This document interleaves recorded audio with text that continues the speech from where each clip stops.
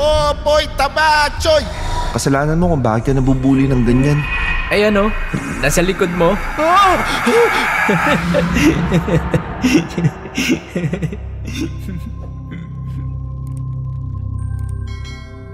Magandang gabi po, Sir Jupiter. Isa pong malaking karangalan sa akin ang mailathala ang aking kwentong kababalaghan dito sa YouTube channel ninyong Kwentong Takip Silim. Para maitago ang tunay kong pagkatao, hinihiling ko po sana na tawagin niyo na lang ako sa pangalang Max. Ang kwentong ibabahagi ko sa inyo ay nangyari mga 18 taon na ang nakakaraan. Isa akong basketball varsity player noon sa isang eskwelahan kung saan po nag-ugat ang lahat, Sir Jupiter. Nagsimula ang lahat sa isang private school kung saan ang kaklase ko sa 4th year high school ang isang nerd at weirdo na lalaki na itago na lang natin sa pangalang Popoy.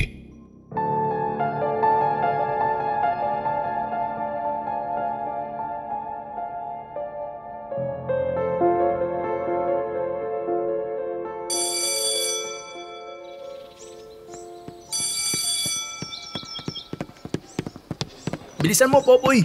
Pasok. Pumasok ka na sa classroom. Kanina ka pa hinahanap ni Max. Saan mo nakita yan si Popoy? Nandun sa ilalim ng punong mangga. Nagtatago, umiiyak. Umiiyak? Teka, bakit umiiyak ka na naman, Popoy? Wala, Max. Si ano kasi... Si... Ano? Huwag kang uutal-utal kapag kinakausap kita. Sino ba kasi nagpaiyak sa'yo? Ano? Wala, Max. Sila Estong at Poldo. Yun ang mga gunggong na tumitira sa'yo ng patalikod. Yun ang nagpahid ng tayo sa mukha niya. Pinahira ka ng tayo sa mukha? Kaya palang baho mo. Namputya ka. Bakit ka pumayag? Akala ko cake. Chocolate cake. Yung pala, yung icing, tae. Binigyan daw siya ng cake. Pinahipan pa sa kanya yung kandila. Hinipan niya naman. Bakit siya binigyan ng cake ng mga gunggong na yun? Birthday niya ngayon eh. Totoo ba, Popoy? Birthday mo ngayon? Oo, Max. Sandali ha. Max, saan ka pupunta? Babalik ako, Danny. Bibigyan ko lang ng lobo sa magkabilang pisngitong sina Estong at Poldo. Hoy Max, huwag mo nang patulan. Baka tuluyan ka nang matanggal sa varsity niya kapag nambugbog ka na naman ng schoolmate. Akong bahala. Popoy, happy birthday!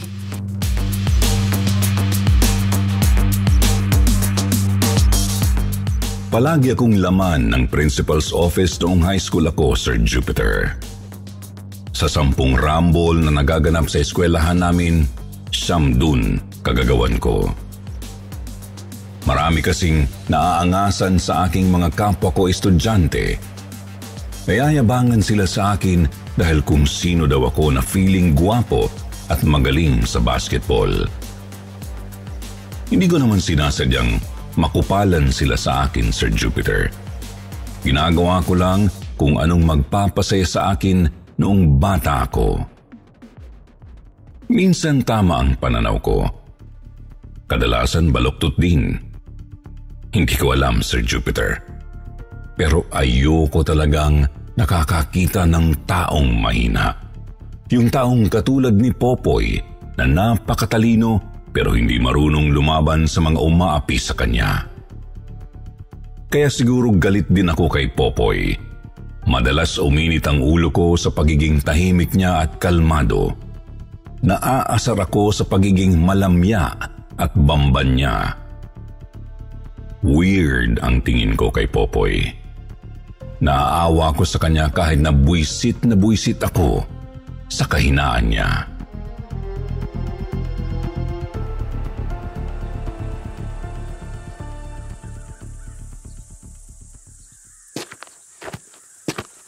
Alam mo, Popoy, kasalanan mo rin eh. Kasalanan mo kung bakit ka nabubuli ng ganyan. Tignan mo yung katawan mo. Malaki ka pa sa drum. Ang lapad-lapad ng katawan mo. Ang laki ng ulo mo. Kasing laki ng mga kamao mo. Bakit hindi mo sila suntukin sa mukha kapag ginagago ka nila estong?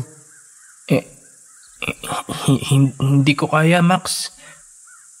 Anong hindi kaya? Hindi ka ba marunong sumuntok? Hindi. Magagalit si... Sino? Yung kaibigan ko. Oh, may kaibigan ka? Bukod sa amin nila Danny, George at Leo? Sino naman yan? Nakilala ko siya nung ano. Huwag kang lalamya-lamya kapag nakikipag-usap ka sa akin. Ayusin mo yung pananalita mo. Sino ba yung kaibigan mo? Nakilala ko siya nung nasagasaan ako ng kotse. Nasagasaan ka? Kailan? Matagal na. Matagal na yun. Second year pa lang tayo. Pauwi ako. Oo. Pauwi ako. Tapos may kotseng itim na ano. Na ano? Sumagasa sa akin. Tapos? Umagis ako sa gutter. Bumuka-buka yung ulo ko. Alam ko, naramdaman ko bago ako nag-blackout. Gago, seryoso ka? Bumuka ulo mo?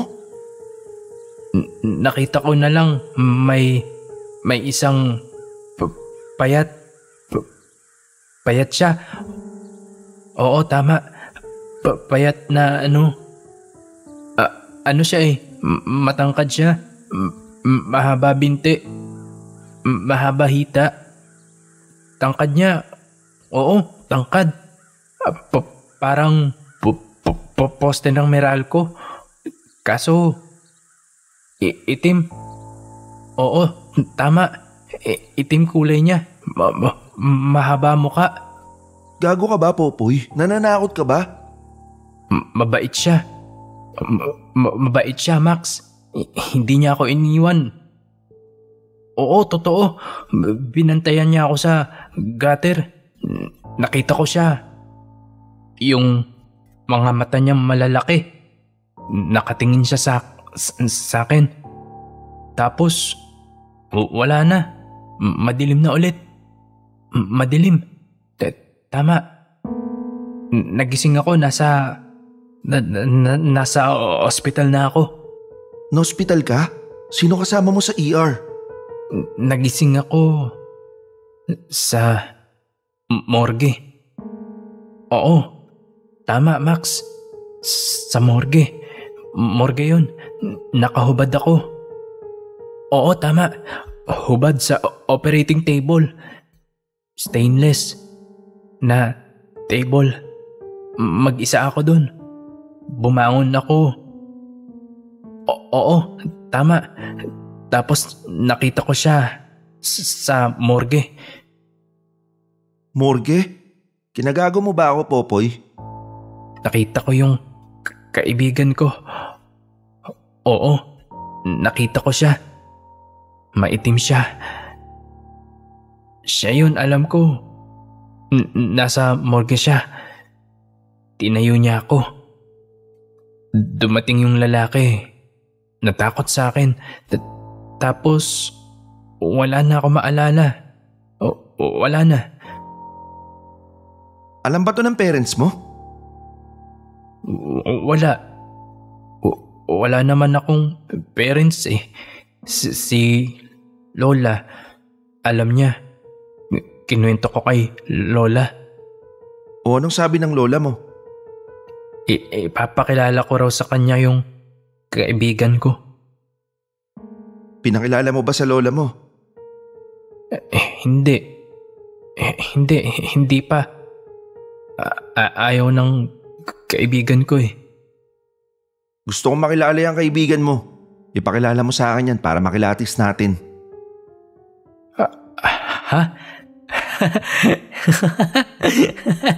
O bakit ka natawa? Matagal na natin kasama yung kaibigan ko. Hindi mo lang napapansin. Ano? Nasaan ba siya? Ay ano, nasa likod mo.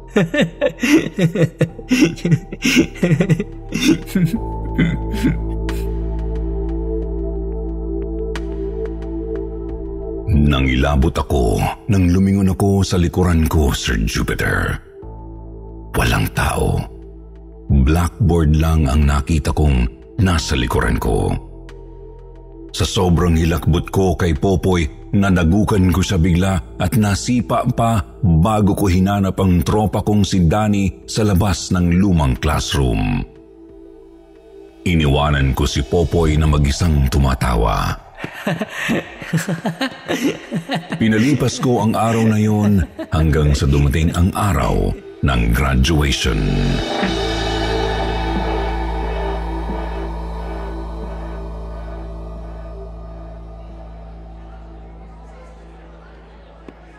Congratulations, Max!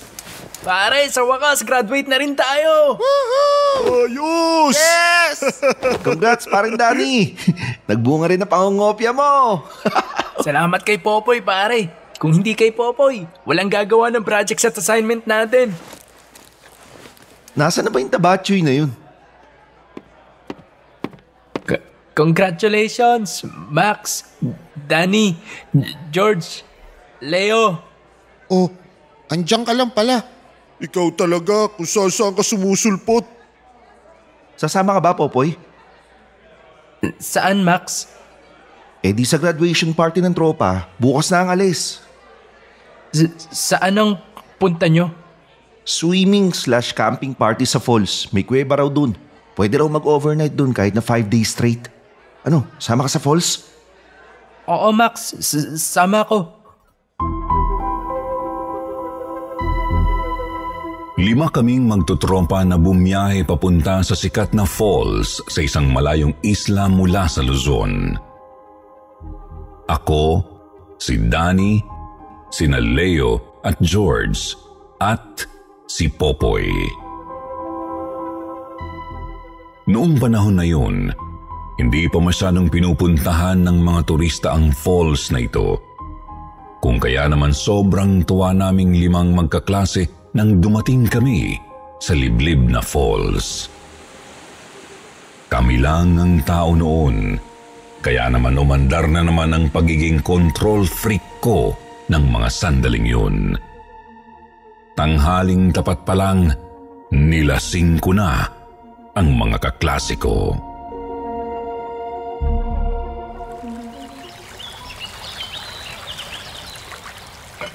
Danny, tagay pa pre. Shot ka muna bago ka lumangoy. Ang inom mo talaga, Max. Lasing na ako, wala pang 2:00 ng hapon, hayop ka. Gago, last na to pre. Pas mo na ako, nasusuka na ako. Bigyan mo muna kay Popoy. Oh, Poy. Popoy tabatchoy. Shot ka muna. Lasing na ako, Max. Hindi ko na kaya. Lasing? Nakaisang bote ka pa lang ng beer. Hindi pa natin ubos tong bote ng whiskey, oh. Lasing ka na? Gago ka ba, Popoy? Inumin mo to.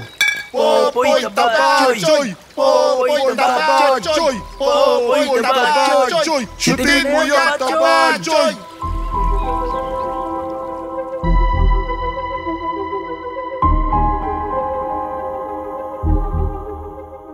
Kitang-kita ko kung paano inumin ni Popoy ang huling shot ng alak na para sana kay Danny.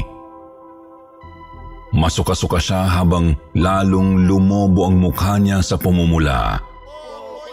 Hindi na rin diretso ang tingin niya at hindi na halos makahinga sa bilis ng heart rate niya. Maya-maya hindi pa ako nakontento sa panggagago sa mga kaklase ko. Kinuha ko ang player ko at nagpatugtog ako ng malakas na music.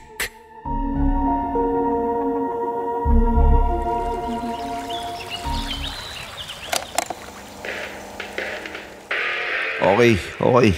Maglalaro tayo ng game, ha? Ano na namang game yan? Magdadive kayong lahat sa tubig. Doon sa ilalim ng falls para challenging. Malalim ang tubig dun eh. Kapag nawala ang music, dapat nawala rin kayo sa paningin ko. Gago, paano mawawala? Bahala kayo. Pwede kayo magtago sa likod ng falls o kaya sumisid kayo. Basta dapat mawala kayo sa paningin ko. Lalabas lang kayo ulit kapag narinig nyo na yung music. Naintindihan nyo ba mga pare? Oo, game na. Okay. Dive na sa tubig mga ulol!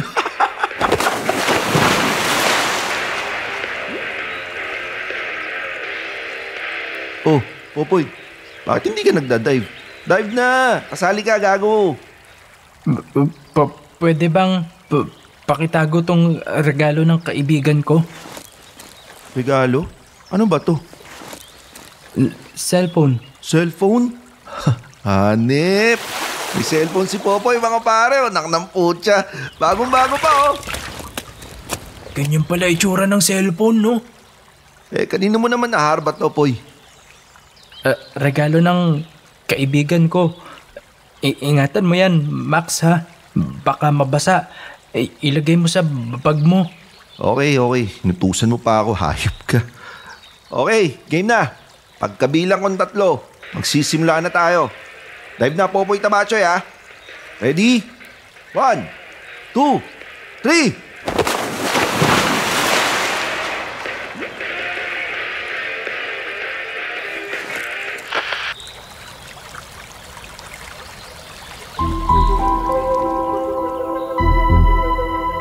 Pinatay ko ang music at nagsipagtaguan sa likod ng falls sina George at Leo. Sina Danny at Popoy naman, nakita kong sumisid sa tubig.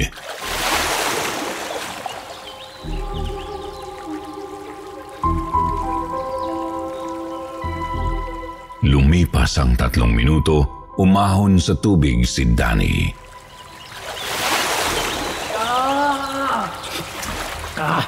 Hindi ko na kaya. Hirap huminga sa ilalim ng tubig.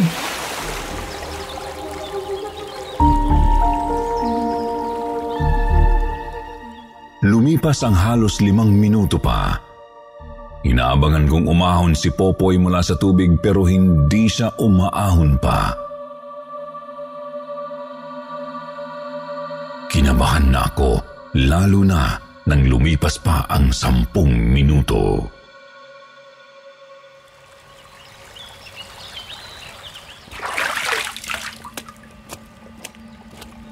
Hoy! Mga gunggong, saan kayo nagtago? Nandito kami sa likod ng falls, sa kuweba. Okay, sino nanalo, Max? Natulala ako habang iniintay na umahon si Popoy sa ibabaw ng tubig. Hoy, Max! Lasing ka na, no? Gago ka talaga. Mga kupal, labas na dyan sa kuweba. Tara, magtanghalian na tayo. Hindi pa tayo kumakain ng kanin eh. Max! Max! Hoy, bakit ka tulala dyan? Hindi ako nakaimik. Hindi ko rin alam bakit wala akong ginawa agad. Lumipas ang 1 oras, napansin ng mga tropa ko na nawawala si Popoy.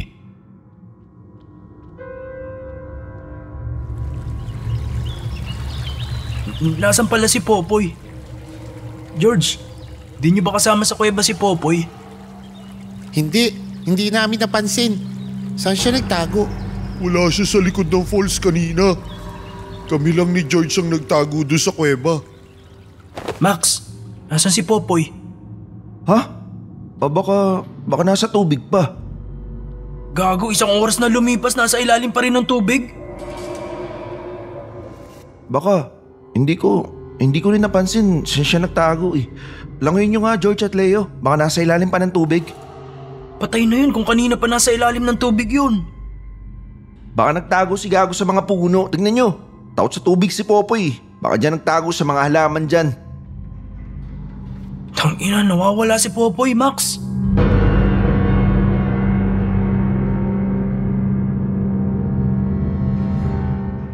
Ewan ko kung bakit hindi ko nasabi kung saan ko huling nakita si Popoy, Sir Jupiter. Hindi ko maintindihan bakit hindi ko agad sinabi sa tropa ko na baka nalunod si Popoy nang sumisid ito. Siguro dahil ayokong masisi sa posibilidad na aksidente. O baka naman duwag talaga ako at hindi ko kayang pangatawanan ang pinauso kong laro sa falls. Umuwi kami agad ng Maynila ng mga tropa ko. Umuwi kami na hindi kasama si Popoy. Yun na rin ang huling pagkakataon na nakasama ko sila Danny, George at Leo. Hindi na ako nakipagkita sa kanila pagkatapos naming mag-swimming sa falls.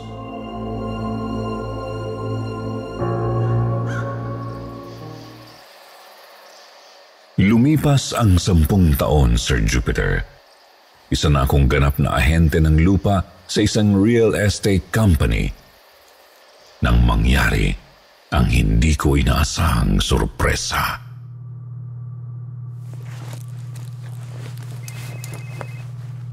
Ha? Ano yun?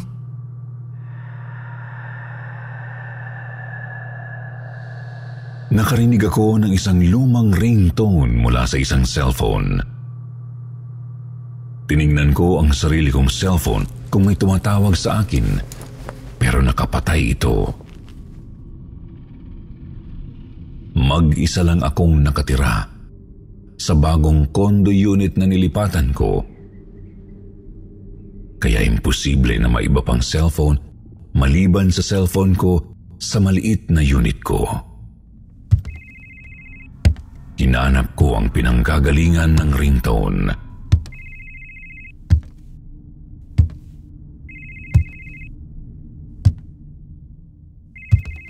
Dinala ako ng paghahanap ko sa cabinet ko kung saan nakaimbak ang mga luma kong kagamitan. Nanggagaling ang ringtone sa bag kong itim. Kinuha ko ang cellphone sa loob nito.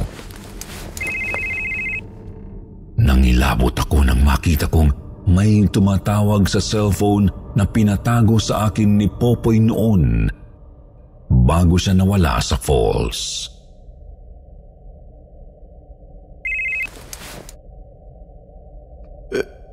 Hello? Who's this? Max? Si Max ba to? Ako nga si Max. Sino to? Si Popoy to. Naibato ko ang cellphone sa ibabaw ng kama. Takot na takot ako nang marinig ko ang boses ni Popoy. Pinalipas ko ang 10 minuto bago ko kinuha ulit ang cellphone. Pinakinggan kong muli ang kabilang linya. Hello? Max? Huh? Kailangan kitang makita, Max. Hindi! Ayoko! Muli kong ibinato ang cellphone na itim. Tumama ito sa dingding pero hindi ito nabasag nang bumagsak sa sementadong sahig. Agad akong lumabas ng condo unit ko at nagyosi sa convenience store sa ground floor. Doon ako nagpalipas ng oras hanggang sa abutan ako ng antok nang sumapit ang 11:00 ng gabi. Napilitan akong umakyat sa unit ko. Binuksan ko ang mga ilaw nang makabalik ako. Pinuntahan kong muli ang cellphone ni Popoy. Pero kinabahan ako nang hindi ko ito makita sa sahig kung saan ko ito huling iniwanan. Nagkulong ako sa kwarto ko nung gabing yun.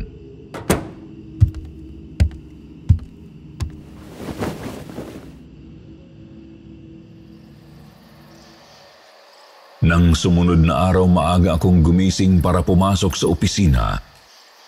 Paalis na ako noon. Kukunin ko na ang bag ko na nakapatong sa center table ng sala nang mapansin ko ang itim na cellphone ni Popoy. Buong tapang ko itong dinampot at kinalkal. Nakapatay ito dahil lumang model ng cellphone. Hindi ko alam kung paano ito buksan. Pero alam ko, lowbat na ang cellphone. Itatapon ko na sana ito sa basurahan nang mapansin kong basa ang sahig ng kondo ko. May mga bakas ng tubig na hugis pa. Galing ang footprints ng tubig sa banyo ko papunta sa center table. Kinilabutan ako, Sir Jupiter. Patakbo na ako noon papalabas nang biglang mag-ring ang cellphone na itim na hawak ko.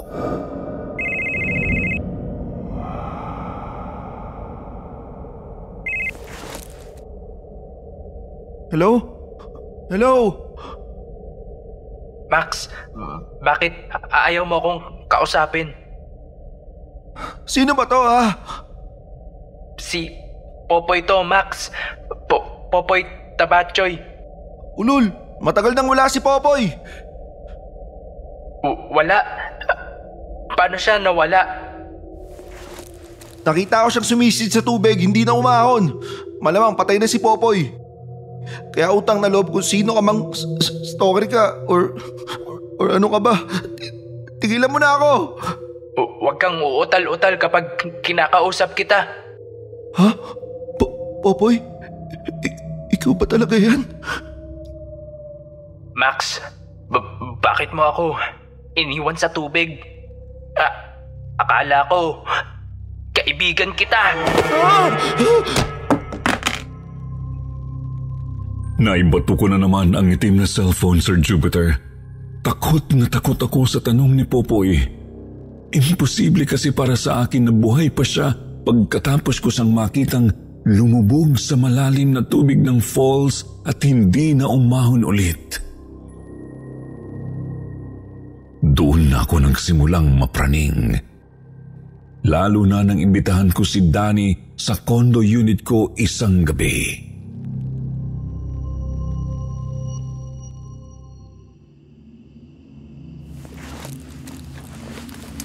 Nandito lang yun. Imposibleng mawala yung cellphone na yun.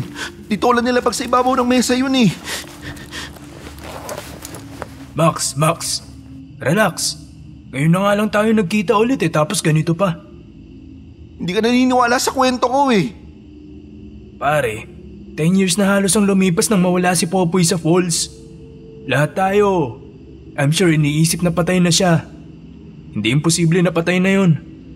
Hindi na natin siya nahanap magmula nun eh. Sino yung tumawag sa akin? Sino yung kinausap ko? Baka ginagago ka lang pare. Hindi. Alam niyo yung bokabularyo ko. Alam niyo yung nangyari. Kalimutan muna natin si Popoy, pwede ba? Pare, simula high school, panay si Popoy inaatupag mo. Paano naman ako pare? Kanina pa ako dito sa unit mo, hanggang ngayon hindi mo pa ako kinakamusta.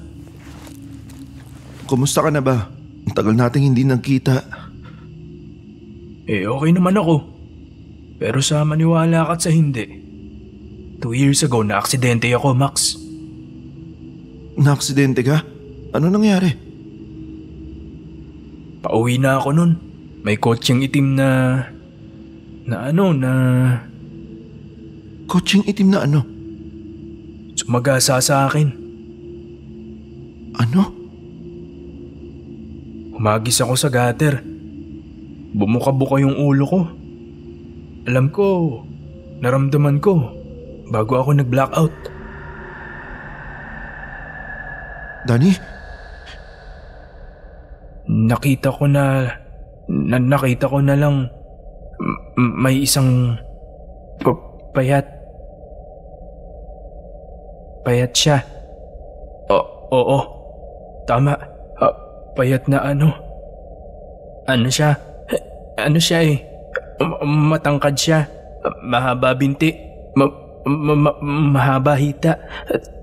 tangkad niya. Oo, matangkad. Parang posta ng Meralco. Kaso, itim. Itim. Oo, tama. Itim kulay niya. Mahaba. Mahaba muka. Danny, nananakot ka ba? Mabait siya. Mabait siya, Max. Hindi niya ako iniwan. Oo. Totoo. Binantayan niya ako sa gutter. Nakita ko siya. Yung mata niyang malalaki nakatingin sa akin. Tapos wala na. Madilim na ulit. Madilim. Tama. Nagising ako. Nasa ospital na ako.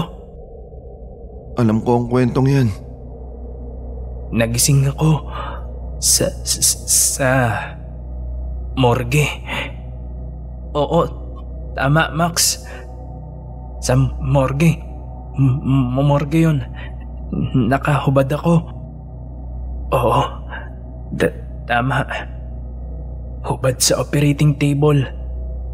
Stainless na table. Mag-isa ako dun. Bumangon ako. Oo, tama. Tapos, nakita ko siya sa morgue. Popoy? Tumayo si Danny at humarap sa bintana ng kondo, Sir Jupiter. Nagsimula na akong kilabutan at kabahan. Nakita ko yung kaibigan ko. Maitim siya. Siya yun. Siya yun, alam ko. Nasa morgue siya. Tinayo niya ako. Dumating yung lalaki. Natakot sa akin. Tapos, wala na akong maalala. Wala na. Danny, bakit alam mo yung kwento na yan? Hindi kumibo si Danny, Sir Jupiter. Bumisita ako dito para kunin yung regalo ng kaibigan ko sa akin. Huh? Humarap si Danny sa akin at napasigaw ako nang makita ko ang mukha ni Popoy sa mukha niya. Ibalik mo yung cellphone ko.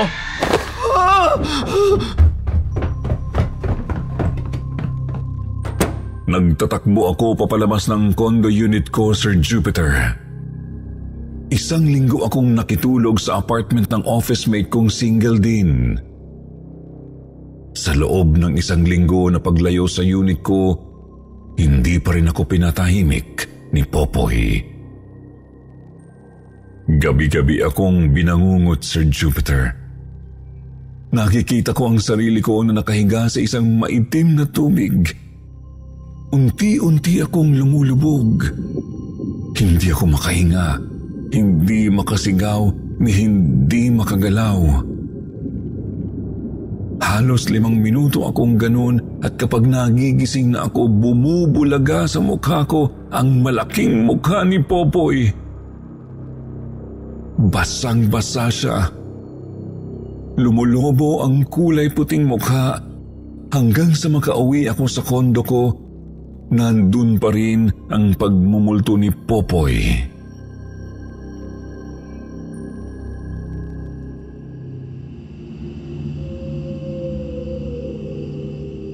Isang gabi,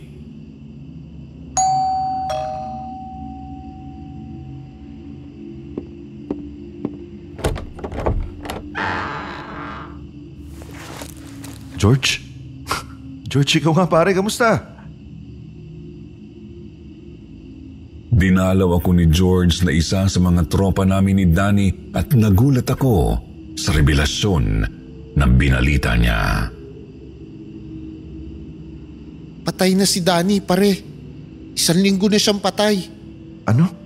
Pero pinapunta ko lang siya dito nung… Pagkatapos niya dumalaw sa'yo, nakipagkita pa siya sa akin nung madaling araw para sabihin na sikreto niya. Anong sikreto? Siya pala ang dahilan kung bakit namatay si Popoy sa falls. Ano? Nang sumisid sila ni Popoy sa tubig, mabilis niya raw hinila pa ilalim ang mga paa ni Popoy. Hindi na nakapalag si Popoy dala ng kalasingan. Natatakot pa nga raw si Danny na lumutang ang bangkay ni Popoy at baka malaman natin na siya ang lumunod kay Popoy. Ginawa niya raw yon dahil nagsiselo siya kay Popoy. Palagi na lang daw si Popoy ang inuuna mo. Paano naman daw siya? Paano si Danny? Anong kinamatay niya? Nasagasaan ng itim na kotse. Dead on arrival na pagdating sa ospital. Max, mag-isa ka na lang ba dito sa unit mo? Oo, bakit? Sino yung matangkad na payat na maitim na pumasok sa banyo mo? Ano? Pag-alis ni George sa condo unit ko ay agad na akong nag-empake ng mga gamit ko at umuwi sa bahay ng mga parents ko, Sir Jupiter. Hindi ko kinaya ang lahat ng katatakutan na nangyari sa buhay ko noon. Hindi ko na nahanap pa ang itim na cellphone ni Popoy. Ipinagpalagay ko na lang na na-twilight zone ako nung mga panahon na yun. Nagipaglibing kami nila George at Leo sa pumanaw naming tropa na si Danny. Hindi ko na binuksan pa ang issue sa totoong pagkamatay ni Popoy kung si Danny nga ba ang dahilan o hindi. Ipinagpasa Diyos na lang namin ang lahat. Dito ko na po wawakasan ang kwento ko, Sir Jupiter. Salamat po sa lahat ng bumubuo ng YouTube channel ninyo. Good luck po and God bless us all.